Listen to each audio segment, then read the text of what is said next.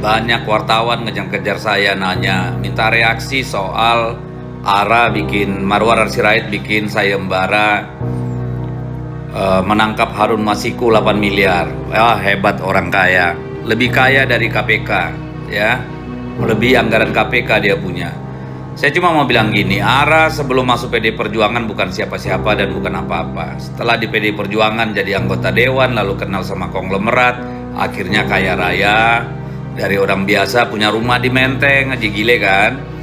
Oke lah, lalu kenapa dia bikin sayembara itu? Tentu tujuannya adalah menjelek-jelekan PDI Perjuangan karena mau dekat proses pilkada kemarin, kan gitu nih.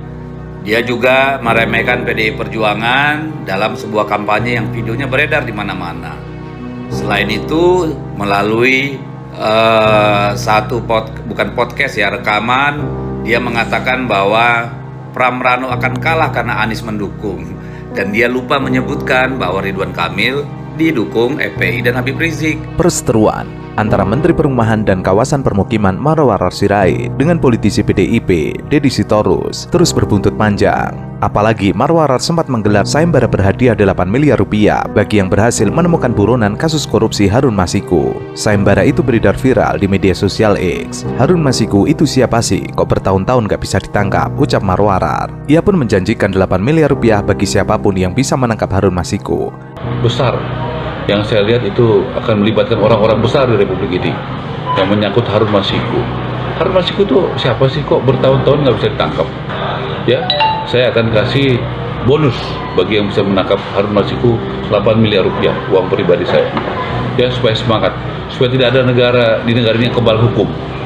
Ya, dan saya gunakan berkat dari Tuhan itu untuk memberantas korupsi. Marwar mengaku heran lantaran Harun Masiku sampai saat ini masih menjadi buron. Netizen pun rame-rame mempertanyakan kekayaan dari Marwar Sirait tersebut. Untuk diketahui, Marwar tercatat sebagai anggota DPR periode 2014-2019. Ia juga tercatat pernah menjabat sebagai Ketua Taruna Merah Putih organisasi saya PDI Perjuangan. Ia kemudian keluar dari PDIP dan beralih mendukung Prabowo Subianto yang diusung Partai Gerindra pada Pilpres 2024. Oke, pertanyaannya sekarang, apakah baik yang dilakukan Ara? Ya oke, baiklah.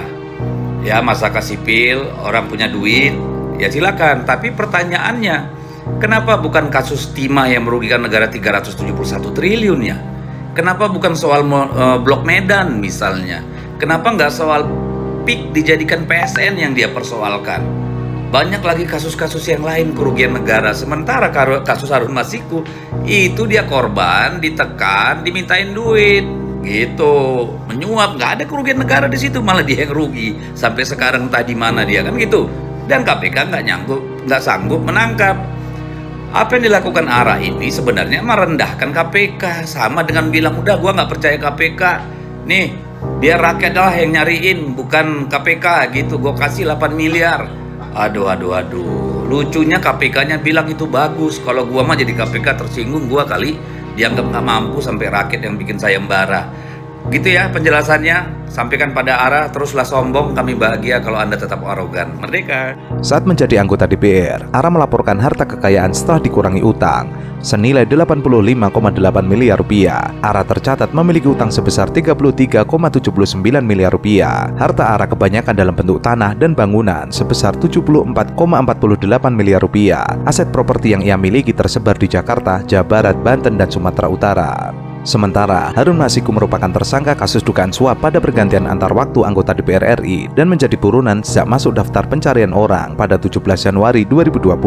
Dalam perkembangan kasus Harun Masiku ini, KPK mencegah 5 orang untuk berpergian ke luar negeri. Salah satunya ialah staf pribadi Sekjen PDIP Hasto Kristianto, yaitu Kusnadi. Makanya saya bilang lewat moderator silakan. Udah gitu ya. Emang kalau kalah itu ikhlas saja. Enggak, kalau kalah itu berat ya, gitu. Kalau belajar negarawan itu pernah menang, pernah kalah. Pak Prabowo itu berapa kali kalah? Nggak usah terlalu songong lah. Ya. Nggak usah terlalu songong. Biar Bung Deddy arah itu dulu, selesai dulu. faktanya Dari kok tadi gitu. songong melulu lu soalnya. Nggak usah terlalu songong kita. Memang berat kalah itu. Iya. Udah, Oke, silakan. sabar aja. Ya memang lebih enak jadi kaki tangan oligarki kalau kita. Oke, berhenti Bung Deddy, biar arah dulu. Kasih. Ya udah lah. Memang berat kalah itu. Nah, ya. jangan terusin lu kayak perempuan. Jangan Lu udah menteri aja masih kayak perempuan, Pak. heran. Udah, biar arah dulu. Maaf, saya gender based ya. Gak apa-apa. Tapi kayak anak kecil. Gak apa-apa ya. Oke, silakan Bung Ara. Bang, Tadi demokrasi terancam mati tadi. Mancing aja gak lu. kelas gitu ya. Ya nggak kelas tapi lu pancing terus. Udah Bung Ara, Bung Nggak Ara kelas tuh dulu. lu ngomong aja. Kenapa kepancing? Silakan. Karena memang bagus, kenapa kepancing? Ya kan, nanti nggak kelas kan. Jadi kalau Pak Prabowo itu kepercayaan publiknya tinggi,